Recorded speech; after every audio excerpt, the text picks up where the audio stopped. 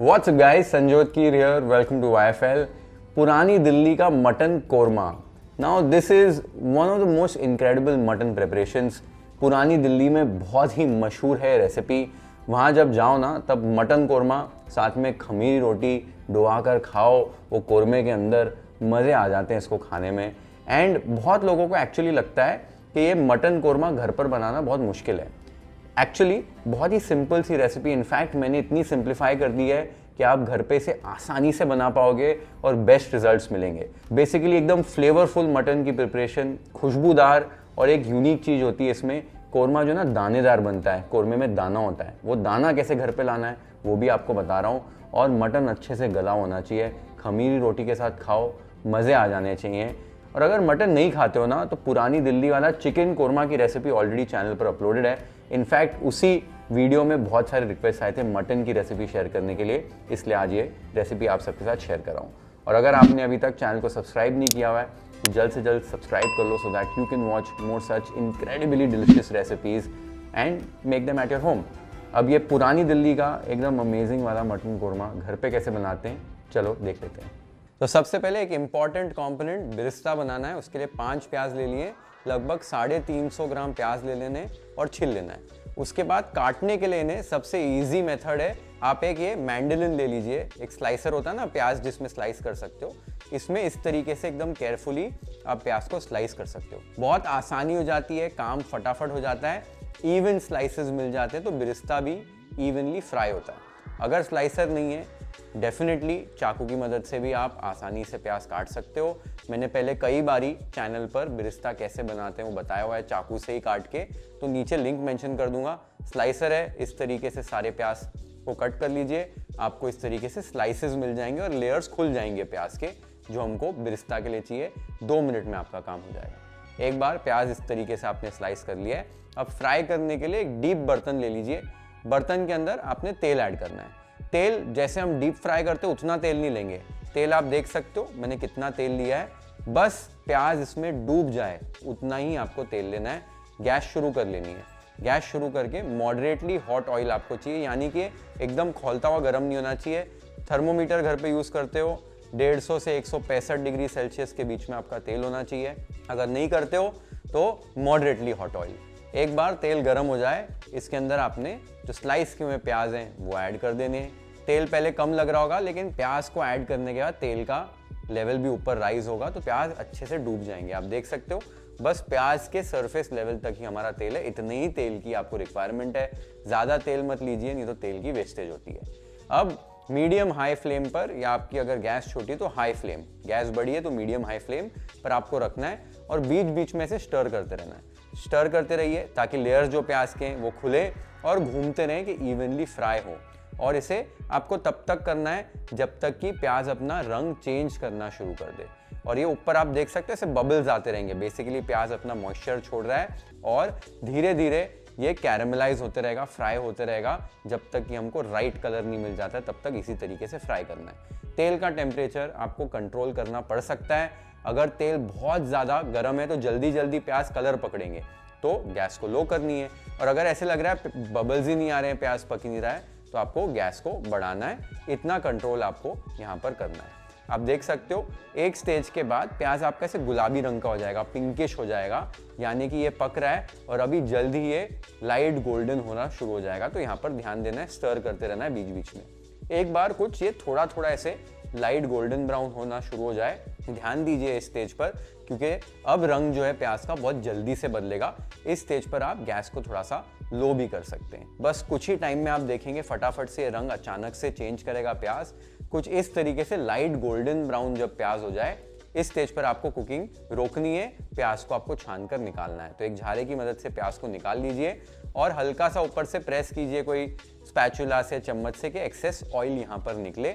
और इन्हें एक आपको ट्रे पे या प्लेट में ट्रांसफर कर लेना है. टिश्यू पेपर रख दोगे नीचे तो थोड़ा एक्स्ट्रा ऑयल निकल जाएगा, नहीं भी रखो तो कोई ज़्यादा दिक्कत नहीं है. इस स्टेज पर एक चीज़ ज़रूरी है, फोर्क की मदद से ऐसे बिरिस्ता को छुड़ा लीजिए. क्या होगा, जल्दी से ठंडा होगा बिरिस्ता, जो कैरी ओवर कुकिंग है वो भी जल्दी से स्टॉप होगी और बिरिस्ता को बाद में आप क्रश जब करेंगे आसानी हो जाएगी. तो ऐसे फैला लीजिए इसको। ये कुछ ही मिनट में, 1-2 मिनट में ही ठंडे हो जाते हैं। देखो क्या ब्यूटीफुल बिरिस्ता हमारा बनकर यहाँ पर तैयार हो गया है। साइड पे जो ऑयल हमने यूज किया था, ये इसको फेंकना नहीं है, एकदम फ्लेवरफुल ऑयल है, इसमें प्याज का पूरा फ्लेवर है। इसी तेल को हम यूज करेंगे कोरमा बनाने के लिए। कुछ तेल बचेगा तो वो भी आप अपने किचन में यूटिलाइज कर सकते हैं, कोई दिक्कत नहीं है। नेक्स्ट हमको एक कोरमा का स्पेशल खुशबू वाला मसाला बनाना है, जिसके लिए मैंने यहाँ पर बेसिक घर वाले स्पाइसेस ले लिए हैं। 1 बड़ी इलायची, 5 छोटी इलायची, हरी इलायची, आधी जावित्री का फूल, 1 छोटा टुकड़ा जायफल का और 1 इंच दालचीनी का टुकड़ा। इनको भूनना नहीं है, सीधे ही आपको एक स्पाइस ग्राइंडर या मिक्सी के जार में ऐड कर देना है और इसका एक पाउडर बना लेना है। ये जो कोरमे का मसाला है ना, इससे जो खुशबू आएगी कोरमे में, मजे आ जाएंगे। ये आप देख सकते हो, कोरमे का मसाला मैंने पीस लिया है और ये जो खुशबू है ना, माइंड ब्लोइंग खुशबू, ऐसे लगता है कोरमा ऑलमोस्ट तैयार हो गया है। बिरिस्ता है यहाँ पर, ये कोरमे का मसाला है, एकदम ब्यूटीफुल खुशबूदार मसाला। इसको हम कोरमे में ऐड करेंगे और जो खुशबू आएगी कोरमे में, मज़े आ जाएंगे आपको। और स्पाइसेस मैंने ब्लेंड लैब में पीस लिए हैं। ये ब्लेंडर की खासियत है, आपको स्टेनलेस स्टील जार मिलता है स्पाइसेस ग्राइंड करने के लिए, एक स्पेशल ड्राई ग्राइंडिंग ब्लेड के साथ। मसाले ऐसे पीसने हो ना एकदम छोटी क्वांटिटी में फटाफट, तो बहुत यूजफुल है किचन के अंदर। ये जो ब्लेंड लैब है, साथ में 2 ट्रांसपेरेंट जार्स भी आपको मिलते हैं, आप चेकआउट कर सकते हो। और अभी ना एक स्पेशल चीज़ चल रही है क्योराम.com पर, अगर इसे आप अभी ऑर्डर करोगे तब आपको ये क्योरा का चॉप लैब लाइट, जो एक बहुत ही अमेजिंग चॉपर है, एब्सोल्युटली फ्री मिल जाएगा, ओनली अंटिल स्टॉक्स लास्ट। तो जाकर चेकआउट कीजिए, अगर ऑफर अवेलेबल है, it's the best time to order it right now, तो आप ऑर्डर कर सकते हो। ठीक है, अब एक बार आपने बिरिस्ता बना लिया, सारे टिप्स फॉलो करके परफेक्ट बिरिस्ता बनता है और ये सिंपल सा मसाला बना लिया, इजी है अभी तक, एकदम बेसिक चीज़ें। अब आगे का प्रोसेस भी इतना ही सिंपल है। मटन को हम मैरिनेट करेंगे, सीधा जो बर्तन में हम बनाने वाले हैं, और सीधा इसको पकाना शुरू कर देंगे। वो प्रोसेस भी बहुत ईजी है, कैसे करना है वो देख लेते हैं। अब मटन का कोरमा बनाने के लिए यहाँ पर एक लगन ले ली है मैंने। वैसे तो देग में बनाया जाता है, बट घर पर ऐसे आपके पास जो वाइड और डीप थोड़ा सा ऐसा बर्तन होगा, वो ले लीजिए। अब इसमें 1 किलो मटन ऐड कर रहा हूँ। 1 किलो मटन का कोरमा बना रहे हैं। मटन जो है वो हड्डी वाला लेना है, गोश्त हड्डी वाला लीजिए। आपका जो फ्लेवर है ना, बहुत बढ़िया आएगा कोरमे के अंदर। नली, चाप, गर्दन, ये सारी पीसेस ले लीजिए, कोरमा खाने में मजा आएगा। अब इसमें आपने 400 ग्राम दही ऐड करना है। दही खट्टी नहीं होनी चाहिए, हल्का सा मिक्स करके दही को ऐड कर दीजिए। अब इसमें मसालों में 2 टेबलस्पून धनिया पाउडर ऐड करना है, 2 टेबलस्पून देगी मिर्च का पाउडर और 1 टेबलस्पून तीखी वाली लाल मिर्च का पाउडर। सिंपल मसाले हैं पाउडर वाले। अब खड़े मसालों में 4 से 5 हरी इलायची और 4 लौंग, साथ ही में 1 टेबलस्पून अदरक लहसुन का पेस्ट, टेस्ट के हिसाब से नमक, और यहाँ पर अभी जो बिरिस्ता वाला तेल था, प्याज वाला तेल, वो लगभग 3 करछियां तेल ऐड कर देनी है। अब कुछ नहीं करना, मिक्सिंग भी नहीं करनी, सीधा इसको गैस पर चढ़ा देना है। गैस शुरू कर देनी है और हाई फ्लेम पर थोड़ा थोड़ा स्टर करते हुए मटन की भुनाई शुरू करनी है। बेसिकली जो सारी चीज़ें हमने ऐड की हैं वो आपको फटाफट बता देता हूँ। मसाले सिंपल है, इनफैक्ट जो देगी मिर्च का पाउडर है ना, वो नाम ही देगी मिर्च का, देग वाली चीज़ों में जो मिर्च लगती है उससे पड़ा है। कश्मीरी मिर्च भी यूज़ कर सकते हो, कोई दिक्कत नहीं है। कलर वाली और तीखी मिर्च का कॉम्बिनेशन यूज़ करना है। मसाले यहाँ पर सिर्फ इलायची और लौंग डालिए, क्योंकि खुशबू वाला मसाला जो है वो बाद में जाएगा, जो हमने पाउडर ऑलरेडी बना कर रखा हुआ है। अदरक लहसुन की पेस्ट बहुत ज़्यादा हैवी नहीं करनी है, नहीं तो खुशबू को, मसालों को दबा देगी, तो कम लीजिए जितना मैंने यहाँ पर यूज़ किया है। और बिरिस्ता का जो ऑयल है वो बहुत अच्छा फ्लेवर प्रोवाइड करेगा इस कोरमे को। अब ट्रेडिशनली तेल इससे भी कहीं ज़्यादा यूज़ किया जाता है, हैवी होता है तेल में कोरमा, वो भी बेसिकली दाना क्रिएट करने में भी हेल्प करता है और रिचनेस प्रोवाइड करता है। घर पे बना रहे तो तेल थोड़ा सा कम ऐड कर सकते हैं। इनफैक्ट एक बार पक जाए कोरमा, हल्का सा तेल आपको निकालना है तो लास्ट में निकाल भी सकते हैं। लगभग 8-10 मिनट में आप देख सकते हो भुनाई जो है शुरू हो गई मटन की, और यहाँ पर पानी भी छोड़ना मटन ने शुरू कर दिया है। अभी से ही देखो कितना अमेजिंग लग रहा है, ब्यूटीफुल लग रहा है कोरमा पकते हुए। इस स्टेज पर जब पानी छोड़ देना मटन 10-15 मिनट में, तब आपने इसके ऊपर ढक्कन लगा देना है और फ्लेम को थोड़ा सा लो कर देना है, ताकि हम मटन को भी पका पाएं। बेसिकली घर पे जैसे रेगुलर हम मटन पकाते हैं, उसी तरीके से अब मटन को पका लेना है, लगभग 80% पक जाए तब तक। लो फ्लेम पर पकाएंगे, अच्छे से गलेगा मटन। ढक्कन लगाकर पकाएंगे, खाली बीच बीच में ढक्कन खोलना है, हल्का सा आपने स्टर करना है। अगर ज़रूरत लगे पानी ऐड करने की तो ही इसमें गर्म पानी ऐड करना है, नहीं तो वैसे मटन इतना पानी छोड़ देता है कि पानी ऐड करने की ज़रूरत नहीं पड़ती। वो बीच में हम चेक करेंगे, तब देखेंगे अगर ज़रूरत पड़ेगी तो ही ऐड करेंगे। इस स्टेज पर और एक चीज़ आप कर सकते हो, अब घर पे बना रहे हो, टाइम कम है, और कई लोग बिजी रहते हैं अपने लाइफस्टाइल्स में, फिर भी अगर कोरमा खाना चाहते हो बिल्कुल रिजल्ट में कोई फ़र्क नहीं पड़ेगा बहुत ज़्यादा। आप ये मटन को कुकर में बनाइए, कुकर में ही स्टार्ट कीजिए, मिक्स कीजिए, कुकर में भूनिए 10 मिनट के लिए, फिर ढक्कन लगाकर सीटियाँ दे दीजिए। लेकिन खाली इतना पकाना है मटन को कि थोड़ी सी कसर रह जाए, क्योंकि हम बिरिस्ता को क्रश करके ऐड करेंगे वो दाना क्रिएट करने के लिए, तब भी हमको मौका मिलना चाहिए कोरमा को पकाने के लिए। तो कुकर में ऐड कीजिए, जैसे आपके घर पे कुकर में जितना वक्त लगता है, लगभग 20-25 मिनट के लिए, 20 मिनट के लिए पकाओगे कुकर में आराम से। पहली सीटी प्रेशर आने के बाद उसके बाद लो करके 20 मिनट तक पका लो, लगभग 80-90% आपका मटन जो है पक जाएगा। फिर ढक्कन खोलकर बिरिस्ता क्रश करके बाकी का जो प्रोसेस हम जो करने वाले हैं वो करेंगे। तो ये सारी चीज़ें बता दी, एकदम सिंपल प्रोसेस है, बहुत ज़्यादा भुनाई उनाई करने की ज़रूरत नहीं पड़ती, खाली बिरिस्ता, ये मसाला और ये वाला प्रोसेस और कोरमा डन हो जाता है। अब बीच बीच में चेक करते हुए मटन को पका लेते हैं, गला लेते हैं, फिर आगे का प्रोसेस देख लेते हैं। हाँ, तो मटन को ढककर लो फ्लेम पर ये ऐसे पकने देना है आपने, जैसे मैंने कि कहा लगभग 80-90% आपको मटन को गला लेना है। बीच बीच में हम चेक करते रहेंगे। तो लगभग 10-15 मिनट बाद ढक्कन लगा के पका लिया है मैंने, यहाँ पर चेक कर लेते हैं। आप देख सकते हैं थोड़ा सा पानी यहाँ पर और मटन ने छोड़ दिया है, ऐसे ही मटन आपका पकता रहेगा। हल्का सा आपने स्टर कर दिया, फिर से ढक्कन लगा देना है। लगभग 1 घंटा लग जाता है मटन को प्रॉपरली पकने में, अगर मटन अच्छी क्वालिटी का है तो पौने घंटे से 1 घंटे तक। तो बीच बीच में 10-15 मिनट के इंटरवल्स में हम चेक करते रहेंगे।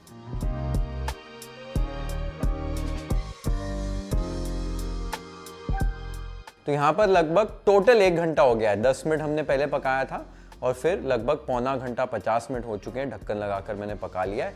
इस स्टेज पर मटन हमारा जैसे हमको चाहिए वैसे ऑलमोस्ट पक चुका होगा। ये देख सकते हो आप कि पानी अभी भी पूरी तरीके से सूखा नहीं है यहाँ पर, लेकिन मटन की गलावट चेक कर लेते हैं।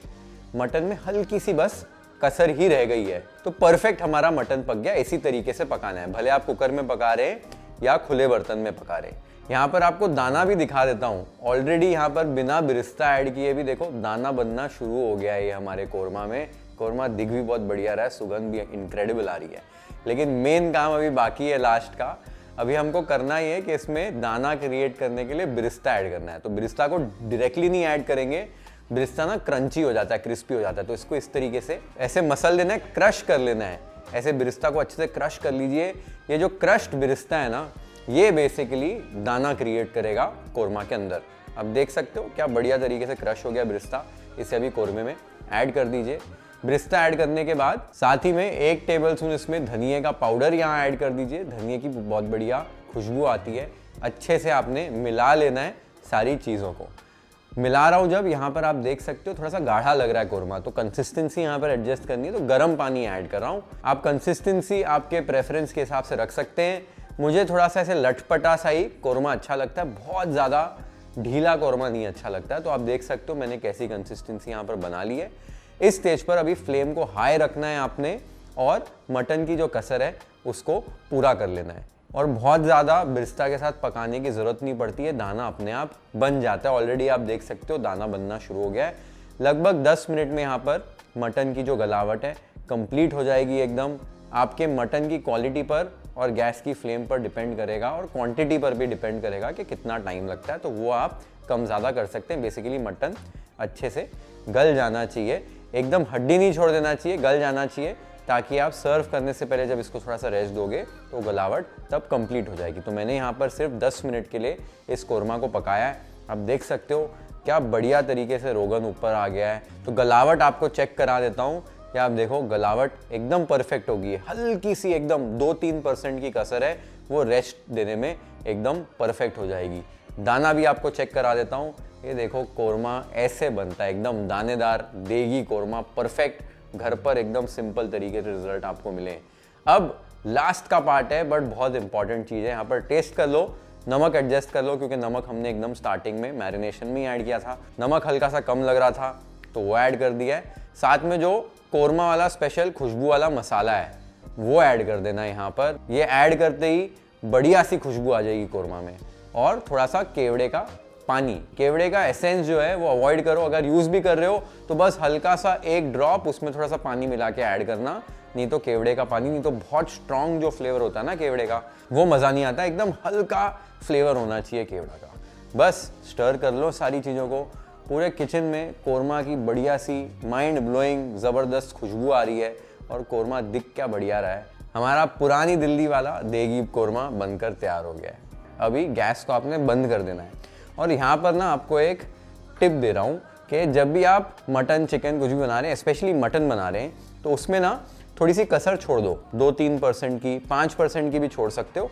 और फिर जैसे ही बन जाएगा ना मटन, तब ढक्कन लगाकर इसको रेस्ट करो, कम से कम 15-20 मिनट का इसको रेस्ट होने दो। वो स्टीम सेटल होगी, जो मटन है ना वो भी सेट होगा और परफेक्ट एकदम गलावट आ जाएगी। कई बारी हम क्या करते हैं, 100% गलावट जब तक नहीं आ जाती तब तक उसको पकाते रहते हैं और फिर जब तक आप सर्व करो पूरी हड्डी हड्डी छोड़ देता है मटन और वो खाने में भी मज़ा नहीं आता है। जब ऐसे रेस्ट दोगे ना इसे, तब खाने में एकदम परफेक्ट लगेगा, एकदम हड्डी छोड़ेगा मटन जब आप इसको परोसोगे तब।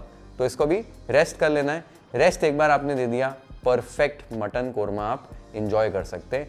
मैंने आज खमीरी रोटी बनाकर रखी, उसके साथ सर्व करने वाला हूँ। तो अभी प्लेट कर लेते हैं, सर्व कर लेते हैं इस मटन कोरमे को YFL स्टाइल।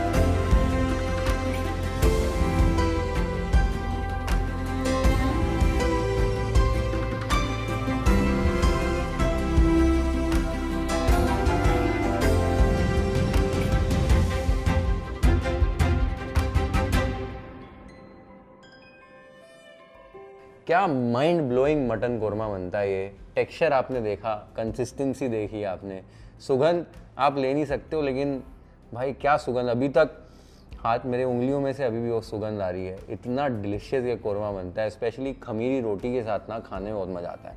मुझे पता है खमीरी रोटी की रेसिपी मैंने शेयर नहीं की है और मैं 2-3 बार बोल चुका हूँ कि मैं शेयर करने वाला हूँ, जल्द कर दूंगा आप सबके साथ शेयर। लेकिन तब तक एटलीस्ट तंदूरी रोटी तो बनाकर खाओ, मज़े आएंगे आपको ये कोरमा खाने में। और कभी कभी ना वो जो बेकरी में नान ब्रेड मिलती है, ऐसे वो ब्रेड जैसे वाली नान बोलते हैं जो, वो वाली खाओ, या जो कड़क पाव आता है, भ्रूण पाव आता है ना, वो पाव के साथ भी ये कोरमा डुबाओ, ऐसे एकदम वो सोक कर लेगा पूरा कोरमा और खाने में बहुत मज़ा आएगा। तो ज़रूर ट्राई करो ये रेसिपी और मुझे बताओ कमेंट्स में आपको ये रेसिपी कैसी लगी। Share this video with your friends and family. Hit the like button if you like this recipe. Follow and subscribe to YFL if you haven't yet. Have an amazing time with this beautiful recipe at your home, guys. Cheers. See you in the next one.